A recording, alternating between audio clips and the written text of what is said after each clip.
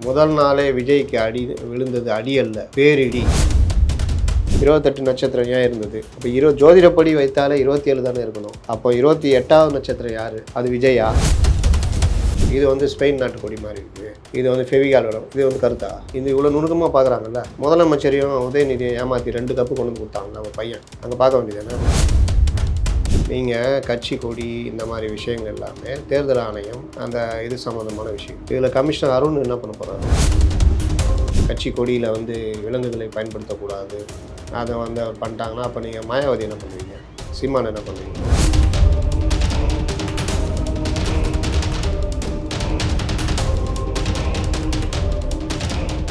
அன்பு நேயர்களுக்கு வணக்கம். இன்று நம்மளோட நிகழ்ச்சிக்கு பத்திரிகையாளர் திரு முத்தலீஃப் அவர்கள் இணைஞ்சிருக்காங்க.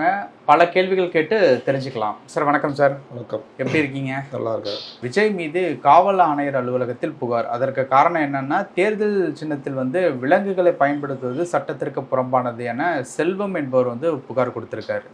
சரி, இப்போ விலங்குகளை பயன்படுத்தக்கூடாது அப்படின்னா இப்போ நாம் தமிழர் கட்சி கொடியில் வந்து புலி சின்னம் இருக்கும். ஸோ அதெல்லாம் வந்து இங்கே அங்கே புலி சின்னம், இங்கே வந்து யானை அப்படிங்கிறப்ப வந்து கொஞ்சம் ஆக்வர்டாக தானே இருக்குது. இவரை எதிர்த்து பிஎஸ்பி சொன்னாங்கல்ல. ஆமாம், சின்னம் என்ன யானை சின்னம் கொடியிலே இருக்கு. ஆமாம், இன்னைக்கு ஒரு இதில் ஒரு ஊடகத்தில் பார்த்தேன். முதல் நாளே விஜய்க்கு அடி விழுந்தது அடி அல்ல, பேரிடி. என்னடா பேரிடி, என்ன அடி அப்படின்னு பார்த்தா ஒருத்தர் புகார் கொடுத்துருக்காங்க. இதெல்லாம் விளம்பர புகார். நீங்கள் வந்து இதில் சட்ட ரீதியாக போலீஸ் ஆக்ஷன் எடுக்கிறதுல இதில் என்ன இருக்குது? நீங்கள் கட்சி கொடி இந்த மாதிரி விஷயங்கள் எல்லாமே தேர்தல் ஆணையம் அந்த இது சம்மந்தமான விஷயம். இதில் கமிஷனர் அருண் என்ன பண்ண போகிறாரு? இந்த மாதிரி இது எல்லாமே பார்த்தா இதுக்கு பின்னாடி ஏதோ விளம்பர தேடல் தான் இருக்குது. கட்சி கொடியில் வந்து விலங்குகளை பயன்படுத்தக்கூடாது அதை வந்து அவர் பண்ணிட்டாங்கன்னா அப்போ நீங்கள் மாயாவதி என்ன பண்ணுவீங்க? சீமான் என்ன பண்ணுவீங்க? அதனால் இதெல்லாம் வந்து விளம்பரம் தேடி இது மூலிமா இதை வந்து செய்தினும் எடுத்துகிட்டு இதை வந்து அந்த இடத்துல அந்த நம்ம சம்மந்தப்பட்ட நபரை கேள்வி கேட்காம பேரிடி அடின்னு போடுறாங்க பார்த்தீங்களா? இது எல்லாமே பேஜ் இந்த மாதிரி விஷயங்கள் பண்ணுறது. இதை தான் நான் திருப்பி சொல்கிறேன். ஜர்னலிஸ்ட்ன்றது அடிப்படை விஷயமே எதை நோக்கி செல்லணும், எதை கேள்வியாக வைக்கணும் அப்படின்றது கிடையாது. பரபரப்புக்கு ஏதாவது அடி அல்ல, பேரிடி. உடனே நம்மால் பார்ப்போம், ஐயோ இன்னும் முதல் நாள் விஜய்க்கு அடியா பேரிடியா? விஜய் ரசிகர்லேருந்து பொதுவானவங்க எல்லாம் பார்ப்பாங்க. பார்த்தாச்சா பேஜ் வந்துச்சா போய்கினாரு. அப்போ அந்த இடத்துல அந்த எத்திக்ஸ்னா வருது, அது கிடையாது. அதனால் இது நேற்று அவர் கொடி இன்றைக்கி அந்த நான் கூட என் ட்விட்டரில் போட்டிருப்பேன். அந்த காதலா படத்தில் ஒரு ஓவியத்தை வந்து ஐஸ்கிரீம் சாப்பிடுவார் கமல். அந்த இது விழுந்துடும் அந்த ஓவியத்தில். இவர் உடனே ஒரு பேப்பர் எடுத்து அந்த இதை துடைப்பார். துடைச்சா அது கண்ணாம்பின்னான்னு ஆகிடும் அந்த ஓவியம். உடனே ஒரு கம்முனு எனக்கு என்னன்னு தெரியாத மாதிரி அந்த இது கவர் பண்ணி தூக்கி போட்டு உக்காந்துக்குவார். அந்த ஓவியத்தை கொண்டு போய் அந்த காலேஜில் ஓவிய கல்லூரியில் வச்சு எல்லாம் நின்றுக்கிட்டு அதுக்கு விளக்கம் சொல்லிட்டு இது வந்து ஒரு மாதிரியான ஒரு இதை சொல்கிறாரு அந்த ஓவியர். இதை வந்து அதை சொல்ல வர்றார் இந்த ஓவியர்னு பேராசிரியர்லேருந்து எல்லாம் சொல்லுவாங்க. அப்புறம் அது என்ன வகையான அந்த இதுன்னு அந்த அம்மா தொட்டு பேராசிரியர்னா அவர் பார்த்துட்டு இது வந்து பெட்ரோல் டீசல் இந்த மாதிரி ஏதோ ஒரு கலவை கலந்து அவர் ஏதோ ஒரு எழுதிருக்கு அப்படின்னு. நேற்று நடந்ததும் அதுதான். அவர் கொடியை அமைச்சிட்டு கொடியை ஏற்றிட்டு போய் நடந்துட்டார். அதை பற்றி விளக்கம் நான் மாநாட்டில் சொல்கிறேன்னு போயிட்டார். இங்கே உக்காந்துக்கிட்டு இந்த நட்சத்திரத்துக்கு என்ன அது என்ன 28 நட்சத்திரத்தில் இத்தனை நட்சத்திரம் மட்டுமே இந்த கலரு, மீதி நட்சத்திரம் அந்த கலரு. அந்த ஏன் 29 நட்சத்திரமா 28 நட்சத்திரம் ஏன் இருந்தது? அப்போ ஜோதிடப்படி வைத்தாலே 27 தானே இருக்கணும். அப்போ 28வது நட்சத்திரம் யார்? அது விஜயா? அப்புறம் விவிலியத்தில்னு சொல்லிட்டு போட்டு நேற்று ஒருத்தர் பெருசாக போட்டிருக்காரு. என்ன போட்டிருக்காருன்னா யானை வந்து அது ஒரு இது, இந்த நட்சத்திரங்கள் எல்லாத்துக்குமே ஒரு கிறிஸ்தவ மதத்துலேருந்து பைபிள்லேருந்து விளக்கம் எடுத்து பெருசாக போட்டிருக்காரு. இன்னொருத்தர் என்ன பண்ணுறாரு, இது வந்து முழுதுமே புத்த மதம் சம்மந்தப்பட்டது, யானை வந்து புத்த மதத்தோட இது, அந்த பூ இது எல்லாமே அவங்க இது. அப்போ ஒரு இதை வச்சுக்கிட்டு ஆளாளுக்கு வியாக்கியானம் பண்ணுறது. இதுக்கு ஒரு சின்ன உதாரணம் சொல்லணும்னா, ஒரு குரு வந்து சீடர்களோட ஒரு ஊர்லேருந்து அடுத்த ஊருக்கு போய்கிட்டு இருப்பார். போகும்போது நடுவில் ஒரு ஆறு ஒன்று குறிக்கணும். அவர் என்ன பண்ணுவார், அந்த ஆறு கொஞ்சம் நல்லா தண்ணி போய்கிட்டு இருக்கும். அந்த கரையில் ஒரு அம்மா, ஒரு அழகான ஒரு பெண் நின்றுக்கிட்டு தாண்ட முடியாமல் பயத்தில் நின்றுட்டு இருப்பாங்க. அப்போ எங்களை கொஞ்சம் உதவி பண்ணுவீங்களா அப்படிக்கா போகிறதுக்குன்னு கேட்டோன்னா, குரு அதுக்கு நம்மான்னு சொல்லிட்டு குரு தோளில் ஏற்றிக்குவார். ஏற்றிக்கிட்டு அந்த ஆற்றை கடப்பார். அப்போ எல்லாம் வந்து இவர் எவ்வளோ அழகான பொண்ணு குரு ஏற்றிட்டு போகிறாரு. அவர் ஏற்றி அடுத்த கரையில் விட்டுனா அந்த அம்மா வணங்கிட்டு நன்றிட்டு போயிடும். இவர் போய்கிட்டு இருப்பார். ஆனால் சீடர்களுக்குள்ளே அந்த அழகான பொண்ணு குரு இப்படி ஏற்றிட்டு போனார், இப்படி இதுன்னா. அப்போ குரு திரும்பி பார்த்து சொல்லுவார், நான் அந்த பொண்ணை அந்த கரையிலே இறக்கிட்டு வந்துட்டேன், நீங்கள் ஏன்டா தூக்கிட்டு சுமக்குறீங்க? அந்த மாதிரி நேற்று கொடியை ஏற்றிட்டு அவர் வீட்டுக்கு போயிட்டார். விளக்கத்தை நான் மாநாட்டில் சொல்கிறேங்க. எல்லாரும் தூக்கிட்டு சமூகிறாங்க. நானும் பல இது பார்த்தேன், பல மெயின் ஸ்ட்ரீம் மீடியாக்களுடைய டிபேட்லேயே பார்த்தேன். வச்சுக்கிட்டு ஏன் இது இல்லை, ஏன் அது இல்லை, இது வாகைப்பூ அல்ல. பாட்டனி மாஸ்டர்கிட்ட கேட்டதில் இந்த வாகைப்பூ வந்து இது வந்து தூங்குமூஞ்சி மரம் பூ, இருந்துட்டு போட்டுமே. அது தூங்குமூஞ்சி வகையில். அப்புறம் அவர் பாவம் அந்த தம்பி எல்லாமே யங்ஸ்டர்ஸ் தானே, விஜய் கட்சியில் இருக்கவங்களாம். இவங்க உட்காந்துட்டு இல்லாததெல்லாம் கேட்டுட்டு இருந்தால் அவங்க என்ன பண்ண முடியும்? அவங்களுக்கு தெரிஞ்சதை எதாவது பேசும்போது அவங்கள போட்டு மடக்கிறது. அவர் சொல்கிறாரு இது தூங்குமூஞ்சி வளர்ற ஒரு வகை, பொதுவாக வாகை பூனா வெற்றி, இது வந்து இது அதில் ஒரு வகைன்னு அவர் விளக்கம் கொடுக்குறாரு. இதெல்லாம் இதுக்கு ஒரு ஐஏஎஸ் ரிட்டையர்டு ஐஏஎஸ் உட்காந்துட்டு இது அந்த வகையல்ல, நான் பாட்னி மாஸ்டர் என்ன பேசி என்ன பண்ண போகிறீங்க? இதே இந்த மாதிரி விஷயங்களை எல்லா அரசியல் கட்சியிலையும் பேசிடுவீங்களா? நீங்கள் சொன்னீங்களே, இதெல்லாம் சொல்கிறீங்களே, இதெல்லாம் பண்ணுறீங்களா, இந்த மாதிரிலாம் சொல்கிறீங்களா, இதெல்லாம் பண்ணுறீங்களா, எதை கேட்பாங்களா? ஒருத்தர் வந்துட்டார். அதாவது நம்ம ஊரில் ஏதாவது ஒரு விஷயம் நம்ம எப்படி இருக்கிறோம், எப்படிங்க நான் இது நல்லா பண்ணனான்னு கேட்டால் 100 இது சொல்லுவாங்க. ஒருத்தன் பெருசாக ஒரு ரவுடிசம் மாதிரி பெருசாக பண்ணிட்டு போவான். அவன் ஊரில் இருக்கிற அயோக்கியத்தனம் 1000 தப்பு பண்ணுவான், ஒதுங்கி நின்று முணுமுணுத்துட்டு போயிடுவாங்க. நேர்மையாக ஒருத்தன் ஏதாவது ஒன்று இது பண்ணி கேட்டால் அவனுக்கு 1000 புத்திமதி சொல்லுவாங்க. அந்த மாதிரி தான் இருக்குது. நீங்கள் வகாண்டு ஏன் இப்படி பண்ணலை, ஏன் கொள்கையை அறிவிக்கவில்லை, சமூக நீதின்றாரு, அது திமுகவும் சொல்லுது, எல்லாரும் சொல்கிறாங்க. இவர் இப்படி சொல்கிறாரு, அப்படி சொல்கிறாரு, இது ஏன் சொல்லலை, அது ஏன் சொல்லலை, கருத்து ஏன் சொல்லலை, இப்படியே இந்த மாதிரி எத்தனை கட்சிக்கு கேள்வி கேட்க முடியும்? அப்போ இது என்னென்னா, இது எல்லாமே என்னென்னா இன்றைக்கி பேசு பொருள் இது. அப்போ இதில் நம்ம வந்து உட்காந்துக்கிட்டு 4 பேரை கூப்பிட்டு வச்சுக்கிட்டு நீங்கள் சொல்லுங்கள், நீங்கள் அவர் கட்சியில் ஒருத்தர் கூப்பிட்டு உட்காரு, ஏன்னா நாளைக்கு இவங்க நடுநிலைன்றது சொல்லக்கூடாதுல்ல, இல்லைன்னு சொல்லிட்டு, அதனால் நீங்களும் சொல்லுங்கள் அப்படின்ட்டு அவர் கேட்டுக்கிட்டு அப்படியே ஓடுறது.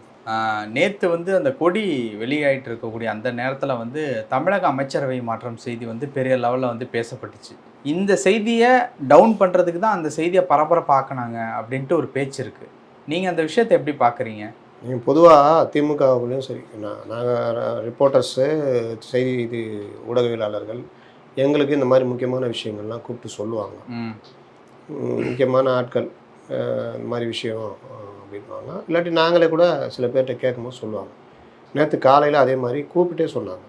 3 அமைச்சர்களில் பேரை சொல்லி இதில் 2 அமைச்சர்கள் பதவி போக போகுது, அதே மாதிரி 3 பேரை சொல்லி இவர்களுக்கு 2 பேருக்கு வாய்ப்பு இருக்குதுன்னு அந்த 3 பேர் பேரையே ரிவீல் பண்ணலான்னு சொன்னாங்க.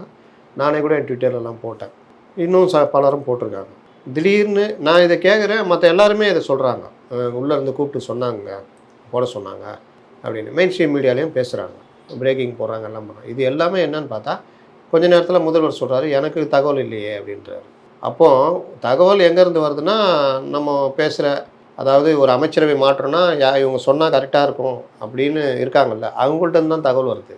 ஆனால் அவங்க யாருன்னா அந்த இடத்துல இருக்கக்கூடியவங்க தான். ஆனால் முதல்வர் சொல்கிறாரு எனக்கு தகவல் இல்லைன்றாரு. அப்போது அவங்க வந்து பொய் சொல்கிறாங்களா? இல்லை. அப்போ ஏன் சொல்கிறாங்க?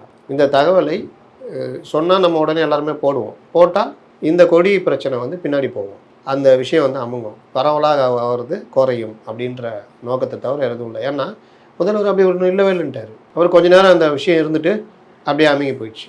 ஆனாலும் வந்து கொடி பிரச்சனை ஒன்றும் அமுங்கலை, சமூக வலைதளத்திலாம் பெருசாக போய்கிட்டு இருக்குது. இதில் இன்னொரு விஷயம் பார்க்கணுன்னா, கொடி ஏற்றுறாரு, கொடி விஷயம் சொல்கிறாரு, வேறு எதுவும் பெருசாலாம் பேசலை. அவருடைய உறுதிமொழி ஏற்கிறாரு, உறுதிமொழியில் சில வாசகங்கள் இருக்குது, மாநாட்டில் மீதியில் நான் சொல்கிறேன்ட்டு போயிட்டார். யாரையும் அட்டாக் பண்ணல, மறைமுகமாக அட்டாக் பண்ணல, நான் வந்து அப்படி பண்ணுவேன்னு சொல்லலை, இல்லை சில பேர் இப்படி இருக்கிறாங்க, சில கட்சிகள் இப்படி இருக்குன்னா கூட சொல்லலை, முடிச்சாரு போயிட்டேன்ட்டார். ஆனால் சமூக வலைதளங்களில் உடனடியாக இதுக்கு எதிர்வினை, இந்த கொடியில் இது இருக்குது. திமுகவுடைய ஸ்போக்ஸ் பர்சன் இப்போ ராஜீவ்காந்தி இருக்கார், அவருக்கு இது பற்றி விஜய் கட்சியில் இப்படி இருக்கணும்னு போகணுன்னு அவசியம் இல்லை. ஏன்னா அவங்க கட்சி நிலைப்பாடு வந்து விஜய் கட்சி கொடியை விமர்சிக்கணும்னு இருக்கா? இல்லை. அப்போ அவர் உடனே அவருடைய இதில் போடுறாரு. இந்த இது வந்து பார்த்தீங்கன்னா, பட் அவங்க சைட்லேருந்து சொல்லப்படுதில்ல, என்னோட கருத்தை நான் சொல்கிறேன், அதுக்கு உரிமை இல்லையா? கருத்தை சொல்லுங்கள், விமர்சனம் என்னன்ற, இது வந்து ஸ்பெயின் நாட்டு கொடி மாதிரி இருக்குது, இது வந்து ஃபெவிகால் விளம்பரம், இது வந்து கருத்தா ஃபெவிகால் விளம்பரம் மாதிரி, நீங்கள் ஏதாவது ஒன்று இருந்து தான் ஆகணும், ஏதாவது ஒரு வடிவம் இருந்து தான் ஆகணும். அப்போ ஃபெவிகால் விளம்பரம் மாதிரி இருக்குது. இது இவ்வளோ நுணுக்கமாக பார்க்குறாங்கல்ல. முதலமைச்சரையும் உதயநிதியை ஏமாற்றி 2 கப்பு கொண்டு வந்து கொடுத்தாங்கல்ல, அவங்க பையன் world cup disabled cricket team captain Vinod Babu, அங்கே பார்க்க வேண்டியதானே? அதுக்கப்புறம் அந்த விஷயத்தை பெருசாக அலச வேண்டியதானே? அவன் கப்பு எங்கே வாங்கினான், இது மாதிரி கப்புகள் எங்கே கிடைக்கிறது, இவன் எப்படி உள்ளே நுழைய முடிந்தது, எந்த அமைச்சரை பிடிச்சான், எப்படி முதல்வர்கிட்ட ஒரு கப்பு, இது ஒரு கப்பு, இது ஏன் முதல்வர்கிட்ட ஒரு கப்பு காமிக்கும் போது இவர்கிட்ட உதயநிதிட்ட விளையாட்டுத்துறை அமைச்சர்கிட்ட காமிக்கும் போது வேறு கப்பாக இருக்குது, இதை அதிகாரிகள் எப்படி கண்டுபிடிக்காமல் போனாங்க, ஊடகங்கள் இது ஏன் கண்டுபிடிக்கல? ஒரு ஒரு உலகக்கோப்பைக்கு ஒரு கப்பு தானே கொடுப்பாங்க. எங்கள் நாட்டில் 2 இருக்காங்க. சிஎம்முக்கு பார்க்கும்போது ஒரு கப்பு காமிக்கணும், விளையாட்டுத்துறை அமைச்சரை பார்க்கும்போது ஒரு கப்பு காமிக்கணும்னு 2 கப்பு கொடுப்பாங்களா? சரி, உலகக்கோப்பை கேப்டனு அவர்கிட்டே கப்பை கொடுத்துருவாங்களா? டிசபிலிட்டி டீம் கிரிக்கெட் டீம்னா அதுக்கு இந்தியாவில் ஒரு இது இருக்கும்ல, ஒரு அமைப்பு. இவர் கேப்டன்றதை ஏதாவது வெரிஃபை பண்ணாங்களா? எங்கே போய் வெரிஃபை பண்ணாங்க? யார் வேணாலும் இப்போ தலைமைச் செயலகத்தில் வந்து நான் கப்பு வாங்கிட்டேன்னு ஆசி வாங்கி அது அரசு இதுவாக போட்டு அதெல்லாம் தாண்டி எஸ்டிஐடியில் போய் அவர் பதிவு பண்ணி எஸ்டிஐடி அதிகாரிகள் அந்த மாவட்ட ஆட்சியருக்கு இவருக்கு ஏதாவது வேலையை கொடுங்க அப்படின்ற மாதிரிலாம் பரிந்துரை லெட்டர்லாம் வந்துச்சு. அப்போ எங்கே போனாங்க இவங்கெல்லாம்? கிராஸ் செக் பண்ணுறவங்க இல்லை இந்த மெயின் ஸ்ட்ரீம் டிபேட் பண்ணுறவங்களாம் இந்த மாதிரி எப்படி பண்ணாங்க, இது எப்படி பண்ண முடியுது?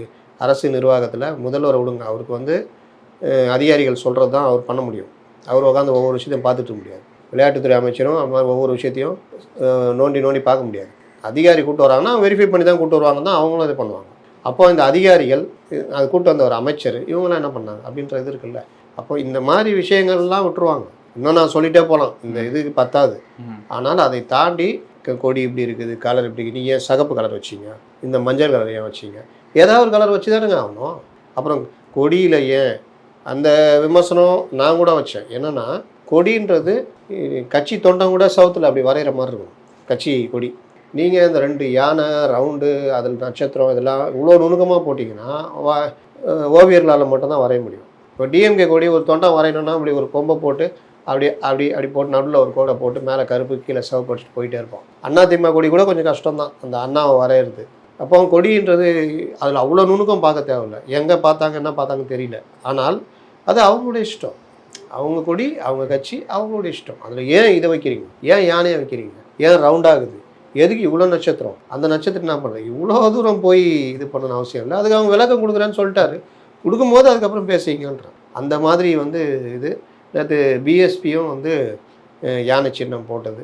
இன்னொன்று வந்து இது கேரளாவுடைய இன்னைக்கு புகாரில் கேரளாவுடைய சின்னம் வச்சுருக்காங்க.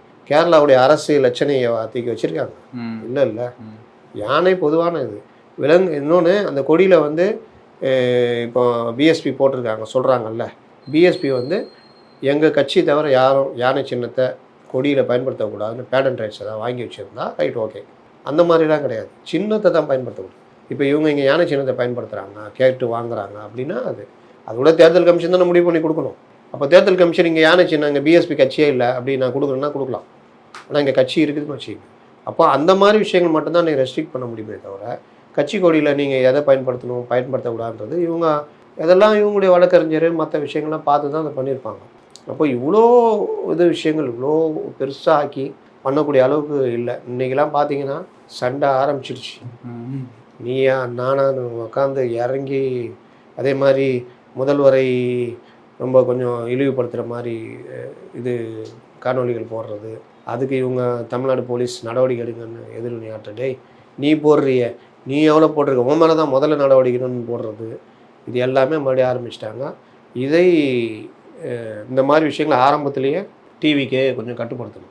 இல்லாட்டி இப்போ எப்படி நாம் தமிழர் கட்சியில் பிரச்சனை வருதோ இந்த மாதிரி பிரச்சனைகள் வர ஆரம்பிக்கும். ஏன்னா ஆளுங்கட்சின்றது வேறு. நீங்கள் திமுகவில் என்ன தான் நீங்கள் பெண்களை திட்டினாலும் அவர்களுக்கு பெரிய அளவில் இது இருக்காது.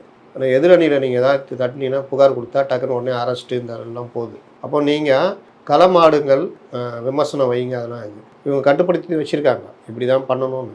அந்த கட்டுப்பாடு நேற்று பார்த்தீங்கன்னா பல இடங்களில் தகர்ந்த மாதிரி ஒரு தோற்றம் வருது. அப்போ அதை கரெக்ட் பண்ணால் தான் நடக்கும். இதே மாதிரி போச்சா அதே டாக்ஸிக்கு தான் இருக்கும்.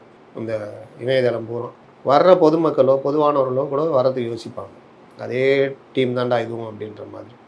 அப்போ நீ கருத்தியல் ரீதியாக அதே மாதிரி திட்டினா கூட கடந்து போய்கிட்டு இருக்கலாம். கருத்தியல் ரீதியாக என்ன இது விமர்சனமோ அதை கட் பண்ணாங்கன்னா அது கரெக்டான ஒரு இதுவாக இருக்கும். அதை வந்து டிவிக்கே ஒரு ஸ்ட்ரிக்டாக ஃபாலோ பண்ணணும். டிவிக்கில் 2 பேர் அரெஸ்ட்டு, முதல்வரை பற்றி இப்படி போட்டாங்கன்னு வருதுன்னா அது வந்து ஒரு நல்ல இதுவாக இருக்காது. அந்த கட்சிக்கும் ஒரு இது இருக்கும். அந்த கட்சியுடைய தொண்டர்கள் எல்லாருமே ஒரு தேவையில்லாத ஒரு பிரச்சனையை உண்டாக்கும். கட்சியிலேருந்து நீக்கணும், அப்புறம் அப்போ இவங்க கட்சி ஃபுல்லாகவே தாண்டா அப்படின்ற மாதிரி 10ஓட 11 ஆகணும் அப்படின்னு. அப்போ என்ன டிஃப்ரெண்ட் காமிக்க போகிறீங்க? அந்த மாதிரி விஷயங்கள்லாம் இருக்குது. ஓகே சார், நிறைய விஷயங்கள் பேசணும். நேரத்துக்கு ரொம்ப நன்றி.